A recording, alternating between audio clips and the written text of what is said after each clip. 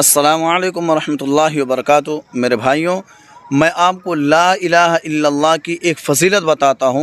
ला इलाहा इल्लल्लाह की तो बहुत सारी फ़जीलतें हैं, लेकिन मैं आपको एक बताता हूँ। हदीस के अंदर अभी मैंने देखा कि रसूलुल्लाह सल्लल्लाहु अलैहि वसल्लम ने इरशाद फरमाया, जो शख्स ला इलाहा इल्लल्लाह मुहम्मदुर रसूलुल्लाह सल्लल्लाहु अलैहि वसल्लम ये कलिमात सच्चे दिल से पढ़े और सिर्फ़ इसलिए पढ़े कि मैं अल्लाह तबारक व तआला को राज़ी करने के लिए इस कलिमात को पढ़ रहा हूँ, और उसके दिल के अंदर किसी भी तरह का कोई ख़याल ना हो, तो अल्लाह तबारक व तआला ने कहा कि मैं ऐसे शख्स के लिए दोज़ख की आग को हराम कर दूँगा।